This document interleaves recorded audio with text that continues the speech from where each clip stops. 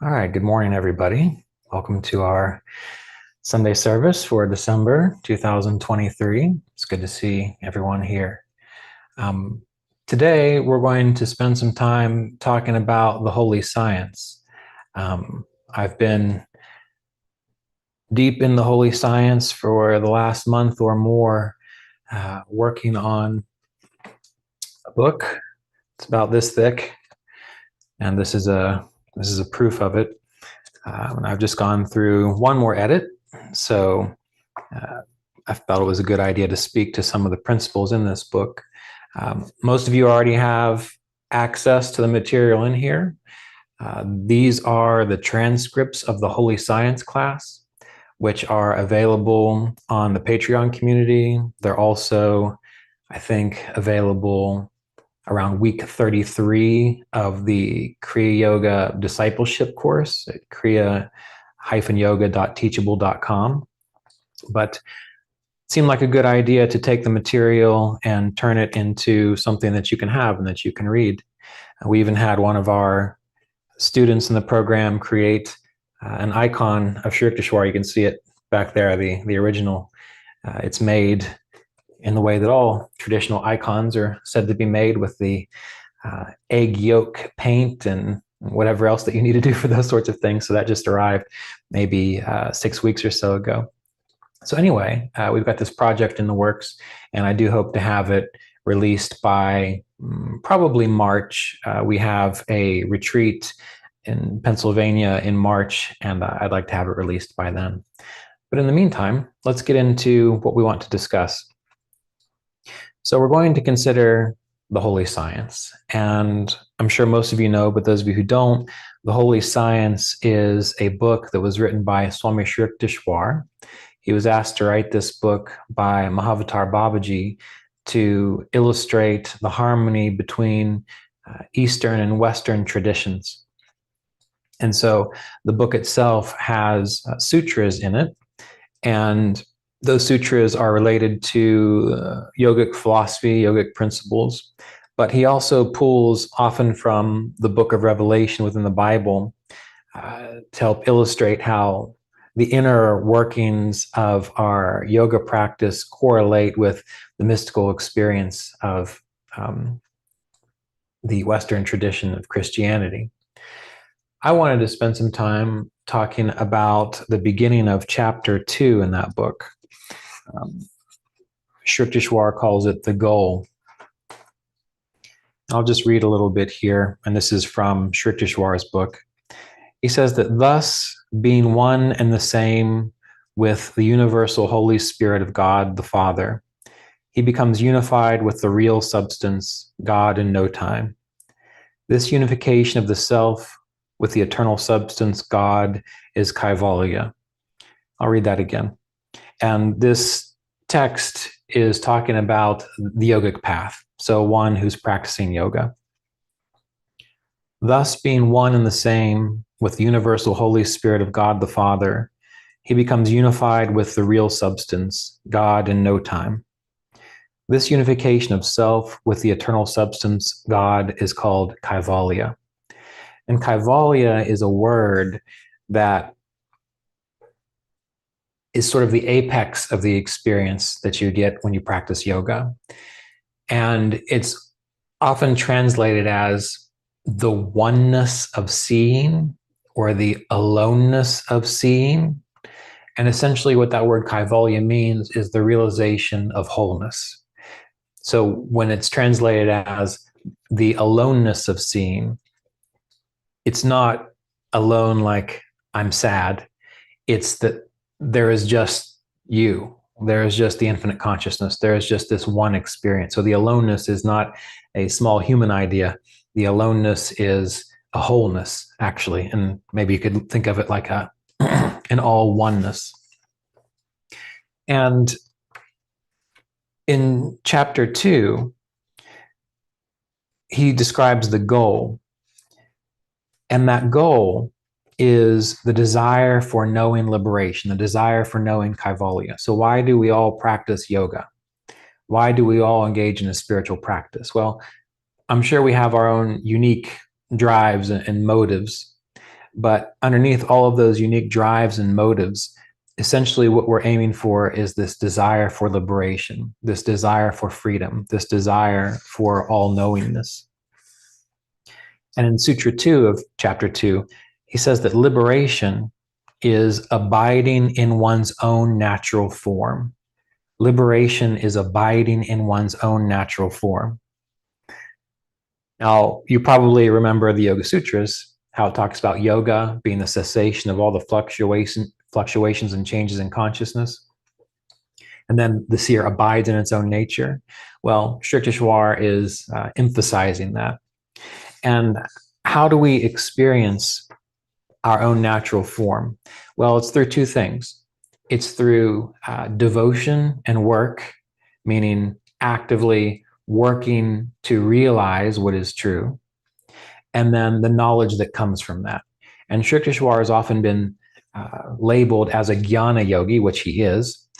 Even on the cover here, the sutra that we have him holding in the icon, it's the final sutra in the Holy Science, where essentially he says that the way that you experience liberation is by knowing what's going on, right? Knowing what's going on. There's a principle in the Holy Science where Shrikteshwar describes having a calm state of mind or a calm being. And he describes that this comes from knowledge. Now, this is not knowledge like you would get if you read a 500-page book. This is knowledge like direct experience, knowledge such that you know that the sun is going to rise tomorrow, or you know that the moon is going to go through its phases. You know that's going to happen. No one needs to prove it to you. Once you see it, once you experience it, you've got it. And he says that you experience this calm state of mind when you have knowledge, because the knowledge he's talking about is this knowledge of what you are at the essence of your being, the core of your being. You know, most of us, when we suffer, when we go through difficult situations, it's because we feel that we are a small, limited being who's being tossed around by the storms of life. And when you feel that way, it's very easy to suffer. But if through your meditation practice or through your spiritual practice, you were able to rise above the experience of being a limited being, being defined by time and space and so on, then what happens is you experience all-knowingness, where everything fits, everything makes sense.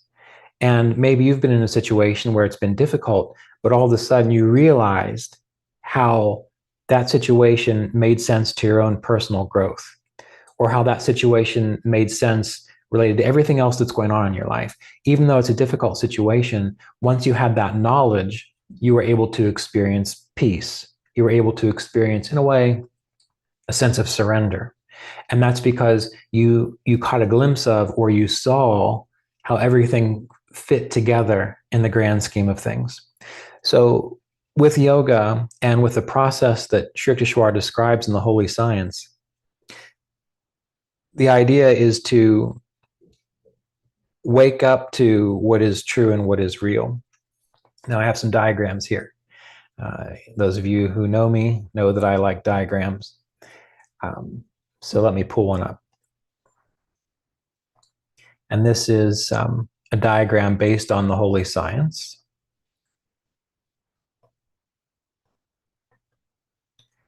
Okay, so this diagram is based on the Holy Science, and those of you who've read the Holy Science, you know there's this like stick figure image of Sat Chit Ananda, and it kind of goes down with these little lines through creation to the gunas, all the way down to the elements and so on. Well, as I was contemplating the Holy Science and I was looking at that diagram, it kind of revealed itself in my mind as 7 circles or 7 layers, which also kind of match up to the chakra system. But this is 1, 2, 3, 4 of the top layers. And you can see in the middle we have Sat. And Sat is truth. Sat is all-knowingness. Sat is beyond comprehension, like sattva or the Satya Yuga, or Satyananda, the bliss of truth. Sat means truth.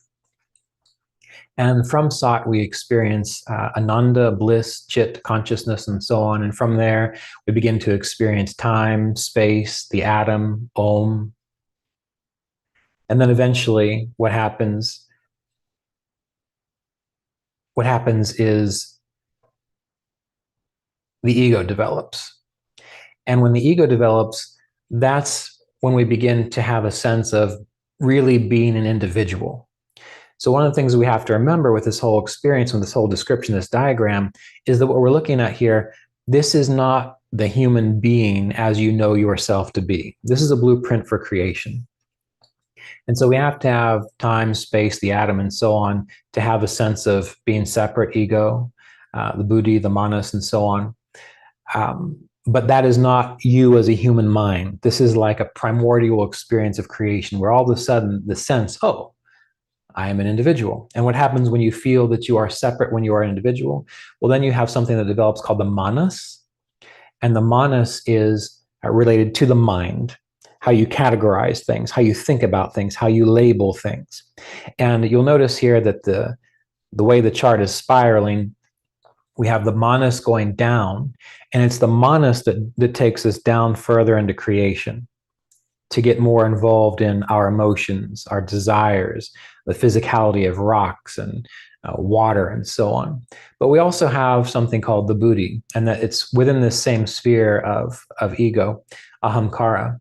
And the buddhi is intellect, but it's like knowledgeable, wise intellect. It knows what's going on. So for example, when you experience a being or a person who's kind of living from the level of wisdom, meaning, yes, they're fulfilling their role in life, they're dealing with the troubles, they're appreciating the joys of life, but they know that they are one with everything. They know that even though they're playing this role as this separate individual, that they are part of truth, that they are part of this seamless whole, they are part of the wholeness of spirit. Well, then they're giving their attention to what you call the buddhi, or the intellect, or knowledge and wisdom. They know what they are. And so spiritual teachers, Jesus, the Buddha, Taoist masters, and so on, they were engaged in a body and in form, but they knew what they were. That's why Jesus could say things like, I and my Father are one. He was just admitting that he knew what was going on there. So as you go through your meditation practice, you start to develop this upward flowing current, which gives you a greater sense of that truth. When you're defining yourself through manas, or the mind, you are becoming man. Now, when I say man, I mean like mankind or humankind. We're not being too concerned in this situation about genders. It's just the humanity. And humanity develops because of this over-identification with form. And the more you get caught up in labeling, and the more you get caught up in trying to describe everything and break everything down into pieces, well, then you've got the mind happening. Now, there is a healthy expression of the mind, because we do need the mind to think. But from a yogic standpoint, what we're meant to cultivate is the buddhi, or this intelligence, this wisdom. And here's the thing. So you look at this sort of series of circles here. This is actually part of a much bigger picture, which I'll show you here in a moment. But at this level of experience, when you have this state of consciousness, you know what the truth is. You know how to experience bliss. You know what consciousness is. You're able to interact in space and time. You're able to be an atom or an individual. You're able to hear Om. When you are existing in that experience, then what happens? In that state of consciousness, you can experience the totality of existence from Sat or Sat all the way down to the densest of elements. So you can experience spirit from its purest, most refined levels, all the way down to walking outside and looking in your driveway and seeing a rock and feeling that that is spirit too. When you exist in that realm, everything is known as spirit. Now, let's say, seems like it cut off a little bit of my drawing here. How can I fix that? Okay, well, you can't really see it, I don't think, or maybe you can. There's a little stick figure down here in the right corner. And this little stick figure is said to represent us as little human bodies. When you are just identified with this little human body, you can't understand anything beyond the body and the personality. So you think you're a little stick figure, you try to look up into the infinite consciousness, question mark, question mark, question mark, what's going on? I don't have any idea. The whole purpose of our meditation practice, the whole purpose of learning to experience a samadhi state is to rise into or rise above or flow our awareness back to this wisdom, this knowledge, so that we gain an understanding of being, consciousness, and bliss. Now, how do we do that? There's a few ways to do that. And Sri Yukteswar talks about this as fulfilling the heart's desire, fulfilling the heart's desire. And there are two levels, or I guess you could say layers, of fulfilling that heart's desire. Remember, our goal is to experience samadhi, oneness, in a natural way. All right. This is the whole purpose of the holy science. And he discusses that one of the best ways to do that is to fulfill our heart's desire. And we have two of those. On a global level, the heart's desire is recognizing that we are infinite, free, divine beings, spirit, infinite consciousness, with all knowledge being within us, all experience being within us, beyond time, space, and so on. That is a heart's desire of all of creation. And it's through our yogic practices that we accelerate our ability to recognize that. So that's one thing that we need to do. And we're all doing it already by practicing meditation, by reading the Yoga Sutras, by living in accord with the yamas and niyamas. Well, there's another level to that heart's desire, and that is the individual expression of each of us. So we're all different, really. I mean, I look at you, you look at me, we have different characteristics, we have different interests, we have different things that we want to accomplish, different things that bring us joy. Well, each of us have something that we need to do in order to feel fulfilled, in order to feel like life makes sense, like life is worth it. And because of how we've been raised and the culture and so on, all our desires are scattered. We think we want this, we think we want that, we need this, and so on.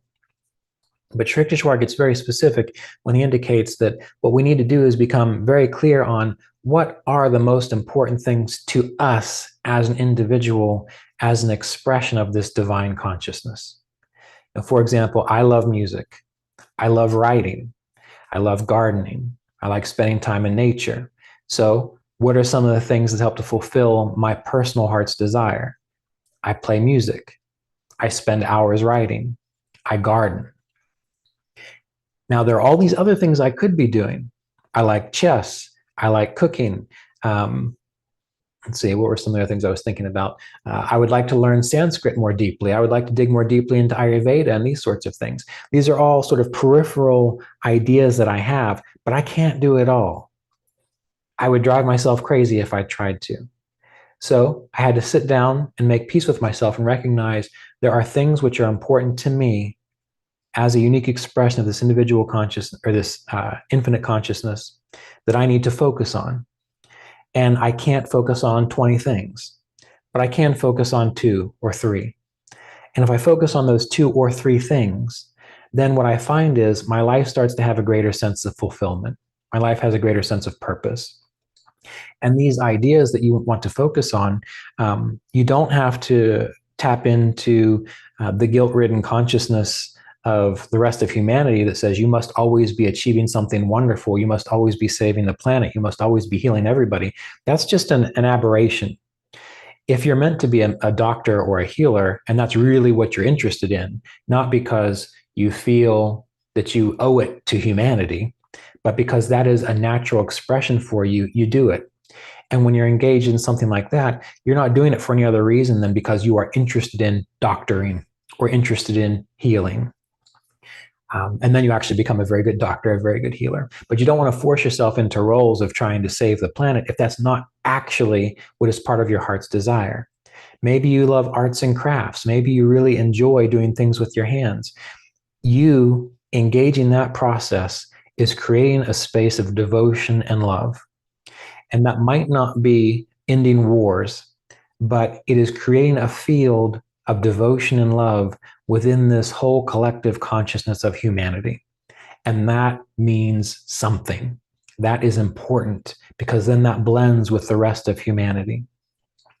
So when it comes to figuring out how to fulfill your heart's desire, I'd like to encourage you to spend some time to think about, what do you love doing? That you could wake up, and even if you only did it for 5 minutes or 10 minutes, because maybe you've got to work or take care of your kids, but if you just set aside enough time to do this, you would feel like, that was great. I accomplished I accomplished something very important today, and I had a sense of devotion towards it. Start looking for those things and start bringing those more into your life. And on the other side of that, really take some time to contemplate, what do I need to let go of? What are the things that, yes, it would be lovely if I had thousands of years to figure all this out, but I can't do all that. For example, again, Sanskrit for me, it's a neat idea, but you know what? I don't have time to do that. I've got books to write. I've got other stuff to do. So I rely on my other colleagues who know these things to help me out in that regard. I would like to bike hundreds of miles, right? Well, I don't have time to do that, but I can go bike for 12 miles every day. So you have to kind of pare it down to, what can you focus on? And one of the ways this was described to me is actually in an astrology discussion. We were talking about the sense of purpose. And when you get someone who has a very tight series of boundaries in regards to what they're going to do, they're going to make it from point A to point B directly, because there's not a lot of wiggle room in this small little space. But if you get someone who has, 10 miles of space, well, they might make it from here all the way over to here, but they haven't really accomplished anything. They haven't really learned or grown or developed anything. They've just kind of gone across the landscape. So there's something to be said for tightening in your focus, tightening in what is important to you. And so you focus on meditation, waking up to what is true as your primary goal, your primary spiritual goal. But then you recognize that a support for that primary spiritual goal is to look around in your life and cultivate those specific points of devotion for you that will allow you to feel like you are thriving. And we could go on and on about that, I know. But I'd like to encourage you to just really take some time to think about that. What do you need to do in your life so that you feel that you are in that space of devotion, that you are really expressing this infinite consciousness through your individualized aspect of yourself? And what you'll find is, the more that you do this, the more settled and calm you become inside, which means when you sit down for meditation, it becomes easier for you to practice a technique and then to abide in stillness and silence, to abide in a sense of all rightness or all oneness, or the aloneness of seeing, kaivalya. And then you also find that during your day, when you're active and doing things, that you also have that sense of peacefulness, that sense of stillness within all of your activities. So essentially what you're aiming to do here, to fulfill the heart's natural desire to experience a natural state of samadhi or a natural state of oneness, is to look at your life in these ways such that you are in harmony with who you are individually, and in harmony, and that being in harmony with what you are as the wholeness of life. Now, there's something that you can do aside from all this to help instigate the process, to help jumpstart the process. And again, this is something that we do discuss in the Holy Science class, and also this book eventually. it's a way of entering your meditation, and how long it takes to, again, instigate it or get it going for you is going to be different for everybody. So don't worry about how long it's going to take. Just try to get into the experience. And what is that experience?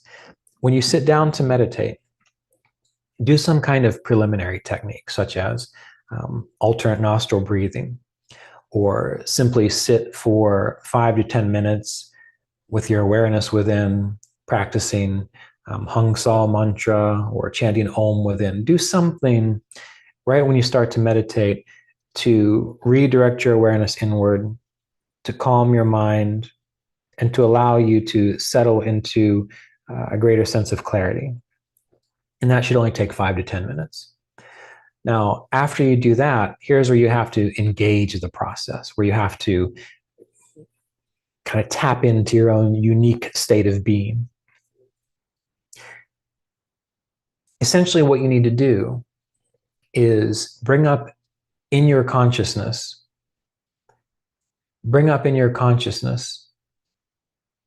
a feeling that you have achieved everything you wanted to achieve.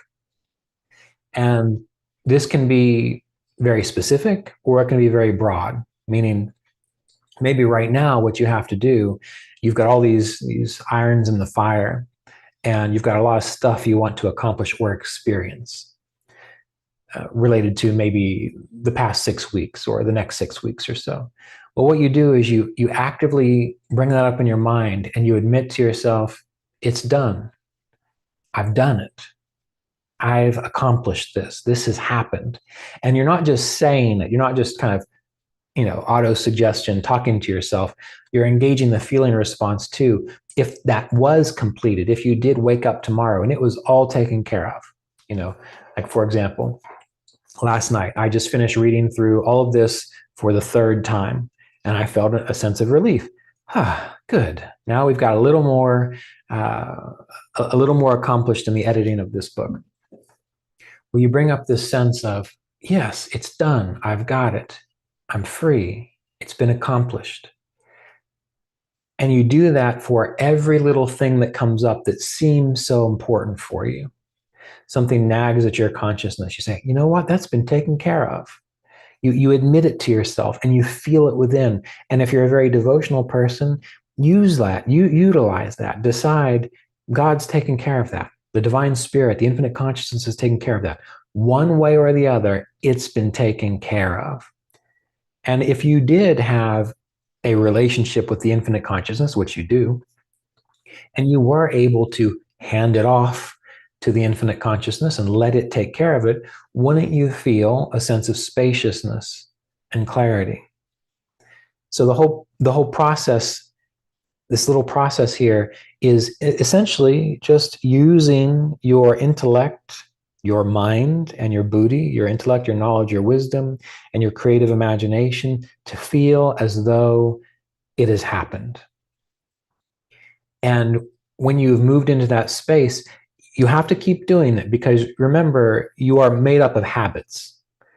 Your whole consciousness is based on momentum and habit. So if you're not used to feeling that way, you do have to continuously repeat it, bring yourself back into it. It's like you're creating new grooves in your consciousness. But here's the thing. As months go by, if you do this every time you meditate, eventually it will be easy for you to settle into an experience of, it is done. I am free. I've accomplished this, the heart's desire. And this, what I've just described to you, you only need to do it for about 5 minutes. And of course, at the end of the 5 minutes, you might not feel completely satisfied, but you've moved in that direction a little bit. And that 5 minutes will accumulate over several days and weeks and months.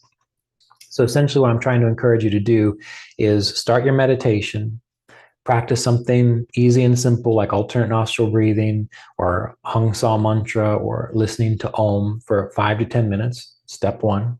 Step 2, go through this practice of just feeling, admitting it's all been taken care of. It's all been taken care of. And do that for 5 minutes. And then stop. go about your meditation as you normally would. So if you practice the Kriya pranayama techniques, go ahead and do that. If you have a certain series of meditation techniques, go ahead and do that.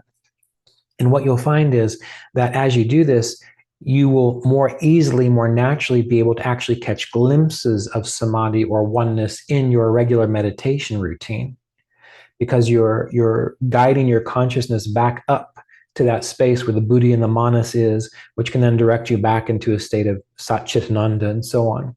But you have to cultivate this. And the side benefit of this is the more you do this throughout your day, you will tend to notice opportunities to accomplish those things. Or you will notice that you actually probably get a little more support to make it possible by bringing into your awareness this possibility that it's been taken care of, and deeply with your feeling response in your nervous system, in your chest, in your belly, in your legs, wherever you need to feel it, feeling this resonation, this field of, yeah, that's good. My heart's desire has been fulfilled. Then the rest of consciousness tends to kick in and bring some support one way or the other. Now, how that support comes, you got to find out, but it comes one way or the other. And this will bring us to a final little section in the Holy Science. This is, if I've got the page marked right, Sutras 16 through 21 in Chapter 2 of the Holy Science. Let's make sure I've got it. Yeah. We'll just maybe look at Sutra 16. When the root affliction of all suffering has disappeared, in the completeness of all desire, then the attainment of the highest aim. So we're kind of pulling this out of the Holy Science a little bit. So you might need to read the Holy Science to put it in context. When the root affliction of all suffering has disappeared in the completeness of all desire, then the attainment of the highest aim.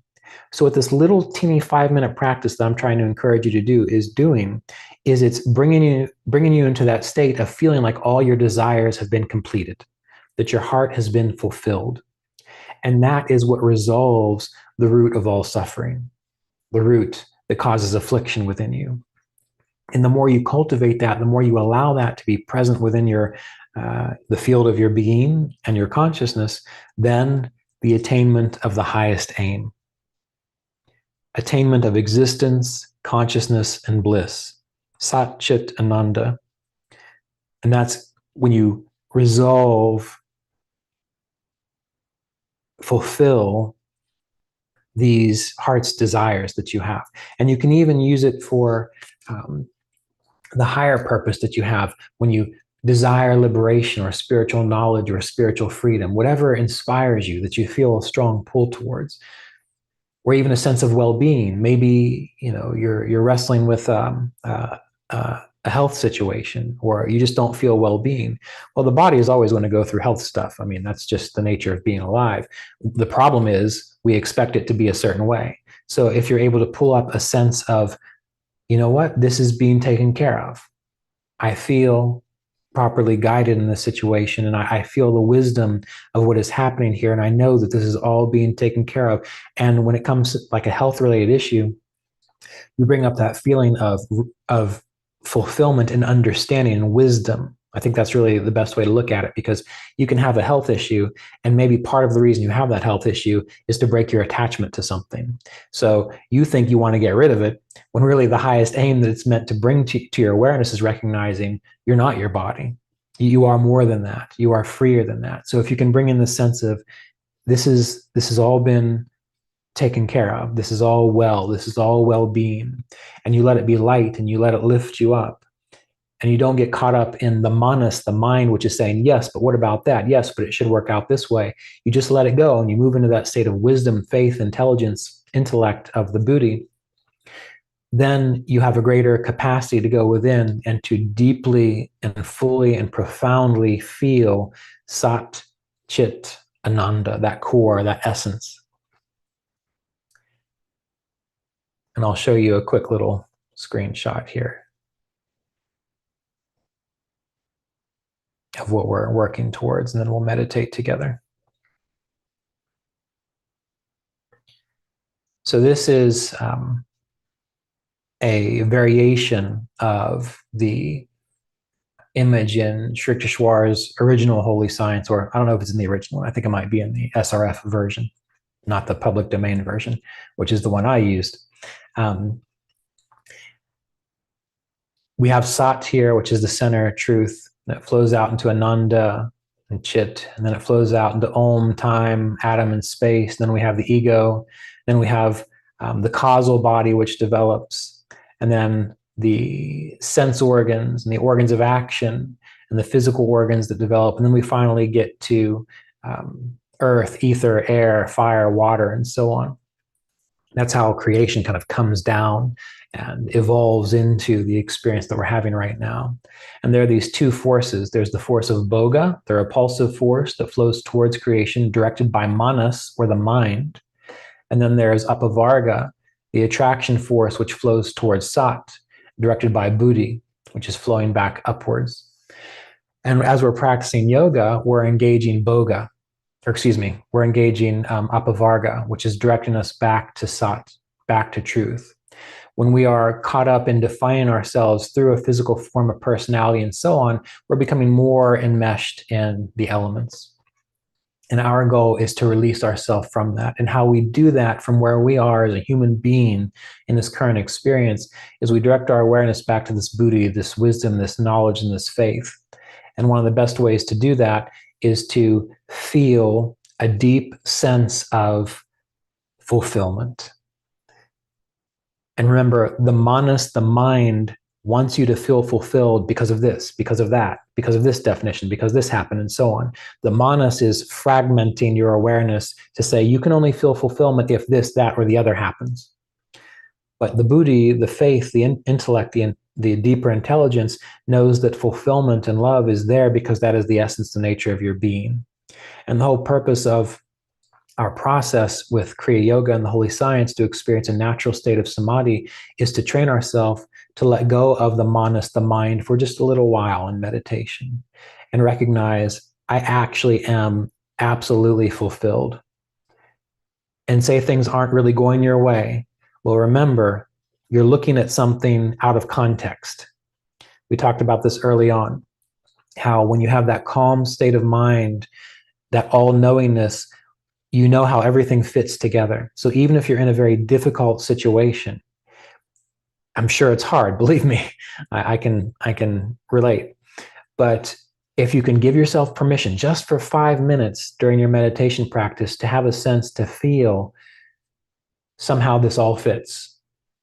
Somehow this is part of a bigger picture that my mind, my manas can't quite understand, but I'm willing to flow my awareness beyond that into an all-knowingness to see how everything fits together.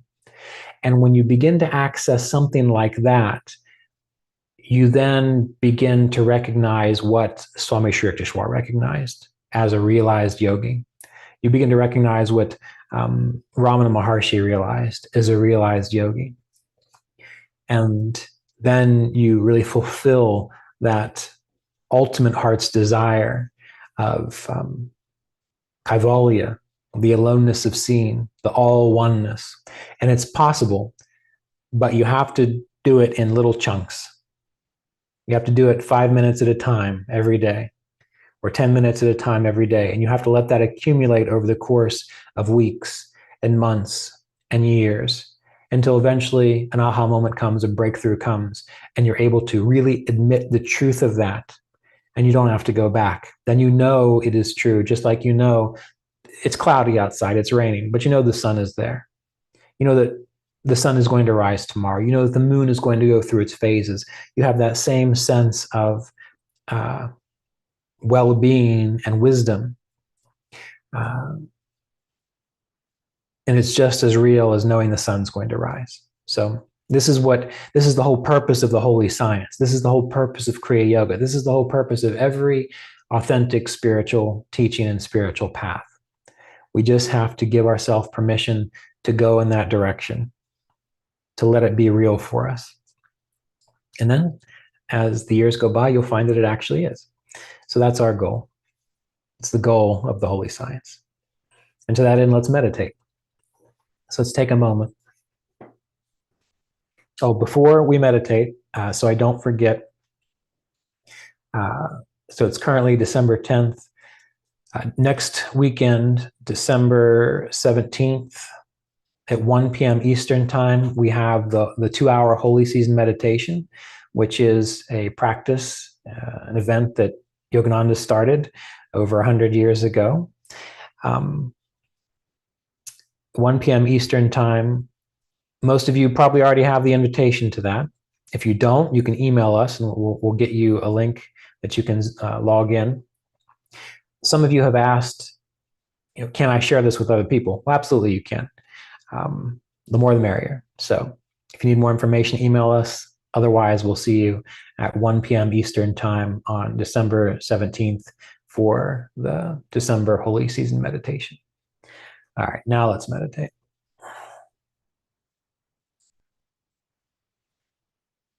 So close your eyes. Bring your awareness to the body and to the breath.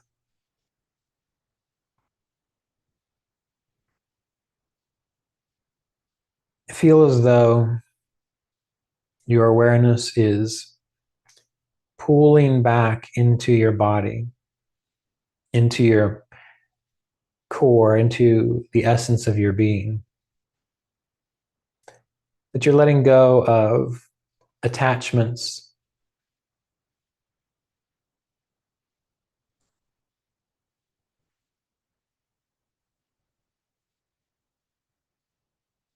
that you're letting go of any distractions, and you're giving yourself permission to flow your awareness within.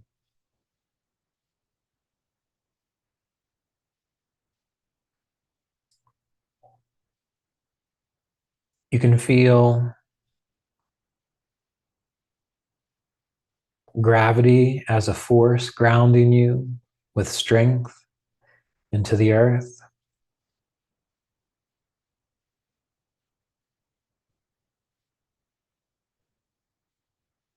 You can feel your breath as though it is the life force through the atmosphere, enlivening the body, enlivening the lungs, enlivening the nervous system.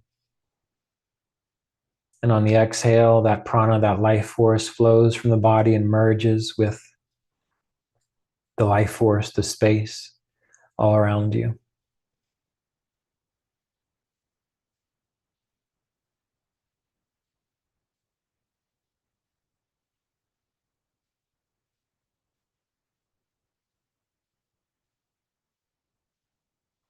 We'll take a moment to honor and acknowledge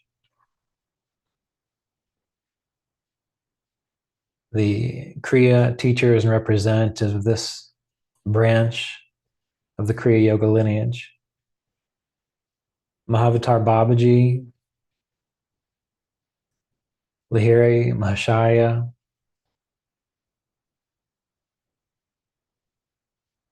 Swami Shri Yukteswar, Paramahansa Yogananda, Roy Eugene Davis, and their successors, knowing that they represent a field of awareness, which is our very self, accessible through meditation in our own heart, core essence of our being. So by thinking of them, you are attuned or more fully aware of that field within your life.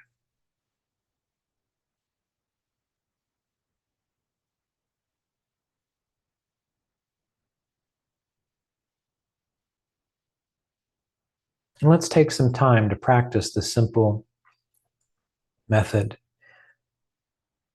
Nothing special, nothing magical, just a series of intentions. Feel the body, feel the heart.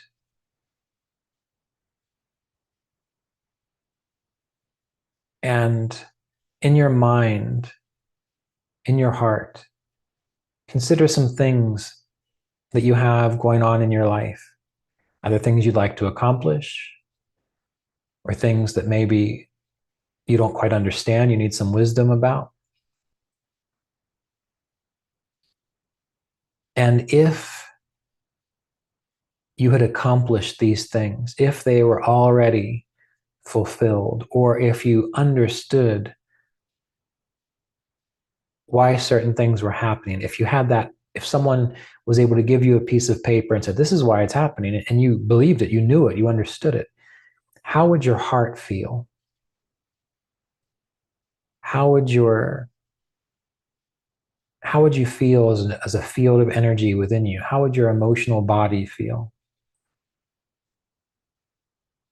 A sense of lightness and relief, weightlessness. We'll focus on these specific things and admit this has actually been taken care of, or this makes perfect sense now.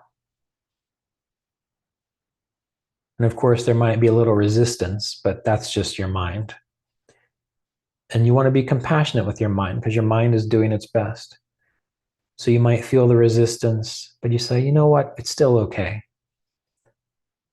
This does make sense now. I have accomplished these things. And for the next 4 minutes or so, keep kind of churning this within your heart chakra, churning this within your third chakra, within your core, your torso, and constantly returning your awareness to the sense of fulfillment, spaciousness, and understanding in relationship to your specific circumstances.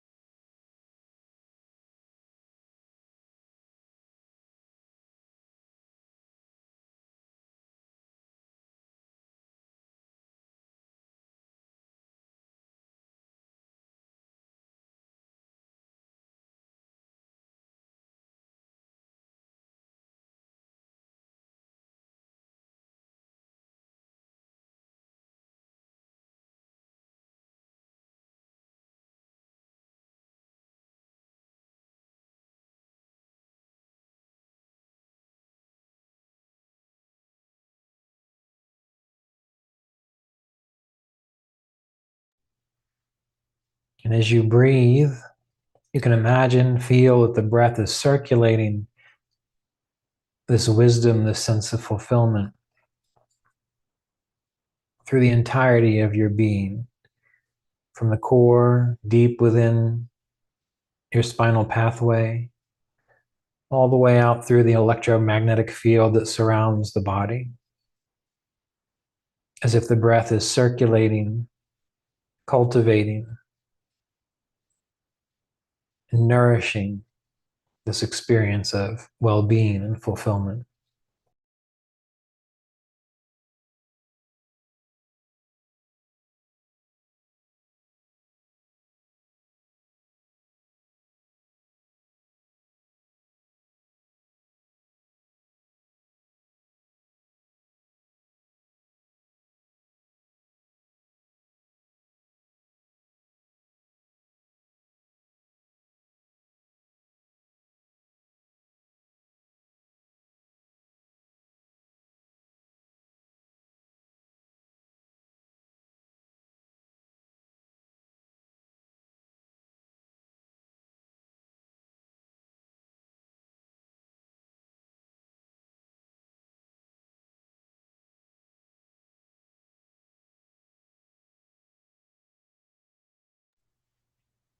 And then tuning into your heart, feeling the heart space. And by that, I mean feeling the muscles in your chest, feeling the uprightness of your back and the strength of your shoulder blades, really feeling the physical part of your upper torso, as well as the field of awareness of the heart, the emotional feeling. You can admit that your heart has been satisfied. And if your heart was satisfied, wouldn't your whole body feel different? Wouldn't your mind feel more spacious? As if your body is an electromagnetic field, and as soon as the heart becomes satisfied, fulfilled, there is this natural experience of well-being, satisfaction, oneness, being, consciousness, and bliss. Let that come forth. Let that move and radiate within the heart space of the upper torso.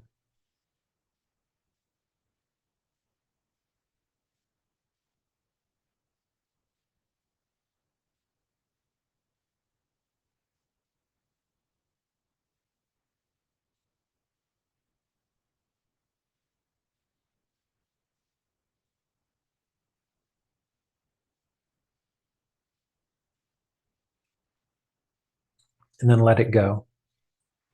Just let the experience go.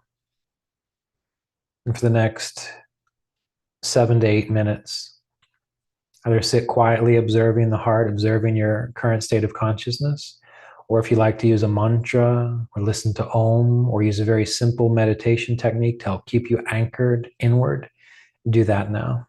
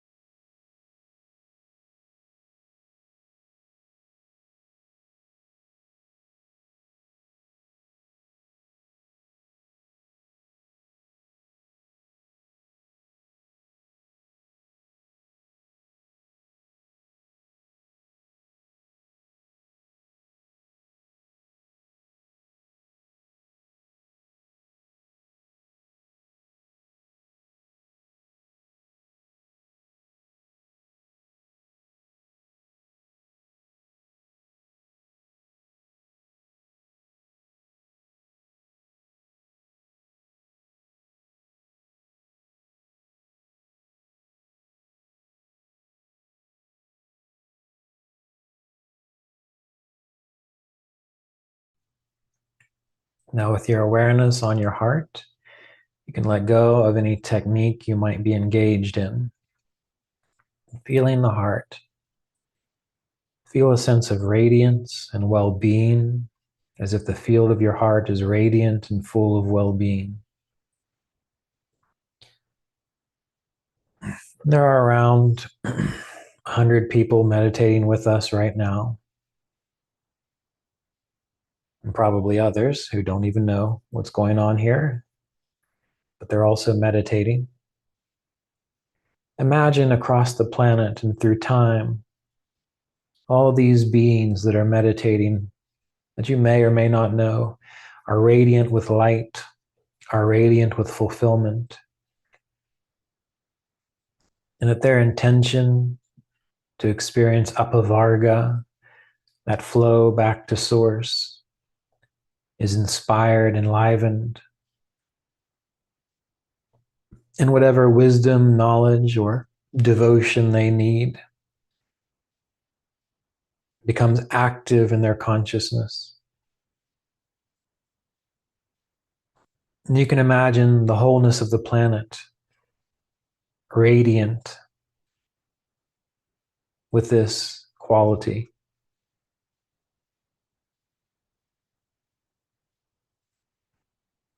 Before we conclude, I see you all in well-being and light and clarity and wisdom.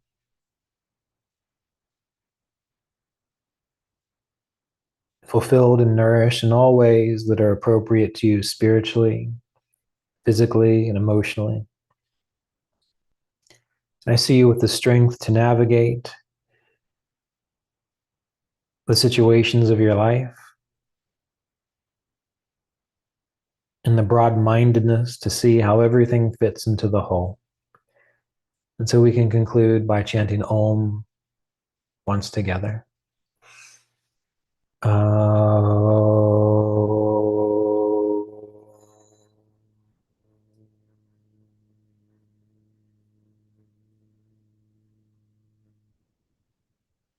Peace. All right. Thank you all for being here. It was wonderful to spend some time together. And as I mentioned, I look forward to hopefully seeing you December 17th at 1 p.m. Eastern Time for our 2-hour Holy Season